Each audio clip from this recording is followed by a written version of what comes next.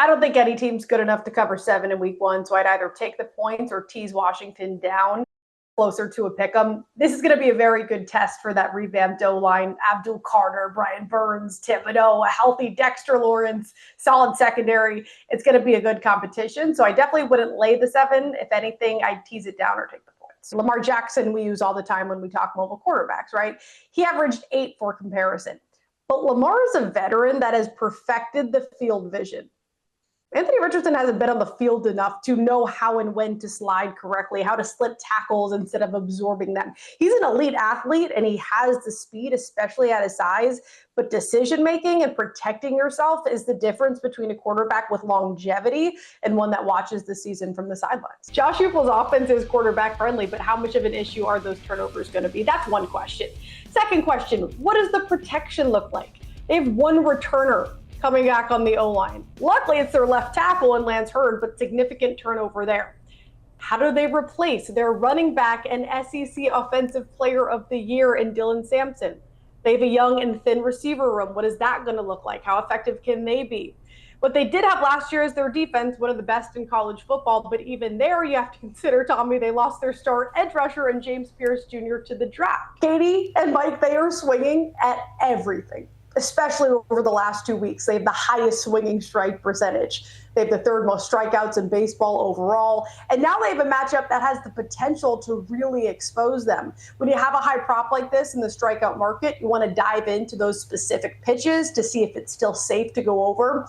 Robbie Ray throws the fastball over 50% of the time. It's his most used pitch. Batters are hitting under 200 against it. And now he's facing a Sox squad that has the third highest strikeout rate against lefty fastballs. It all ends up to another over. I'm not shocked, though, at this showing from Skinner. It's really just a regression to the mean for him because, Katie, he looked great for a lot of that Dallas series, but this is a different kind of offense in Florida. The forecheck is relentless. They're aggressive with their shots. They're going to get in that crease, which we've seen, and get in your head. This is a tough offense for even the most elite goalies, Katie. Tampa's Andre Vasilevsky, one of the best in the NHL. They put up 16 on him in round 1. He was second best in goals saved above expected this season.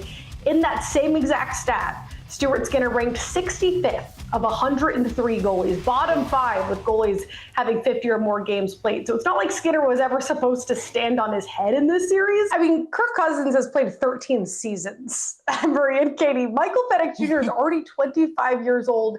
And the numbers don't lie. There is no reason to delay the inevitable. With all due respect to Captain Kirk, everybody wants Penix under center, and he should be under center. It's a small sample size, but they scored almost 100 points over the final 3 games with Michael Penix Jr. Granted, it was the Panthers, the Commanders, and the Giants, but it was more than they scored in the 5 games before that combined. And if we're talking about the locker room, do you think Drake London, who had 31 targets, almost 300 yards over the last 2 games, is mad? Or Kyle Pitts, who I still think has a lot of untapped potential and would thrive with a dynamic quarterback like this. Is he going to be mad? Or Bijan Robinson, who ripped off 6 touchdowns over the final 3 games with Penix under center. Is he going to be mad?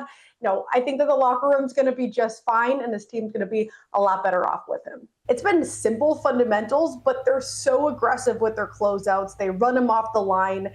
The Thunder's rate of threes has dropped more than 8% from the previous 3 rounds, nearly 10% from the regular season. Indiana's taking almost 50 more threes than OKC. The difference maker, though, I heard you guys talking about this earlier, outside of the threes, it's the turnovers.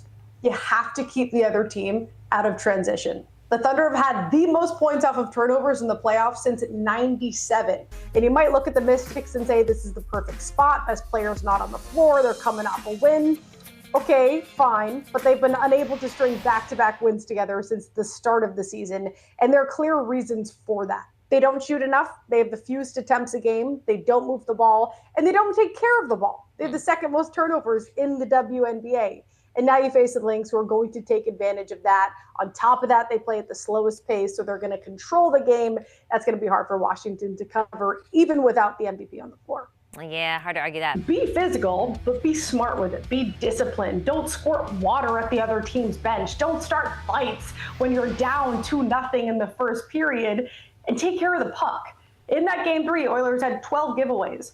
They had more shots, they had more hits, they won more faceoffs, but none of that mattered, Katie, because they can't get flow at even strength. They're struggling on special teams, and they're not staying composed. And that might be the biggest adjustment they need to make, and the rest will follow. Especially when you talk about those records, you think, Katie, would be a lower number, right? If we're talking total, because you have two weaker offenses. But this is actually the highest total of the 3-game slate.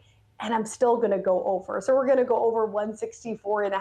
And we're doing that because the defenses are even worse than the offenses. And just look at the final score last month between these two. The total they set for that game was 163.5. I think they cashed it. They combined for almost 200 points. So there was no sweat in that one.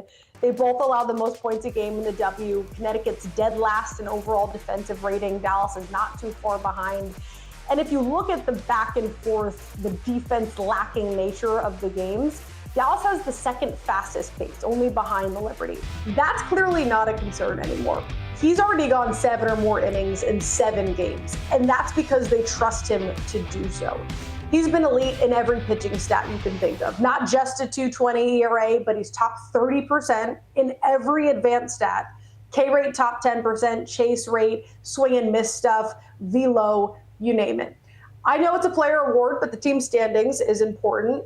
The loss of Devers isn't ideal, but they do get Bregman back, hopefully by All-Star break, and he was mashing before he got hurt.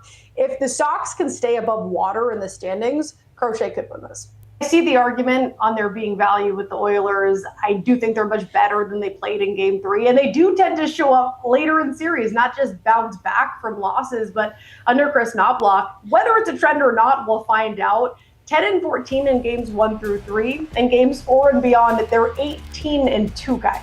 That being said, we've all talked about it, how they lost their composure, they lost the discipline trying to beat Florida at their own game, which you just can't do. You can blame the officials all you want, but 21 penalties for 85 minutes, there's no excuse. They're not taking care of the puck, over 50 giveaways this series. They're not capitalizing when they do get opportunities. And most important of all, the guy in between the pipes.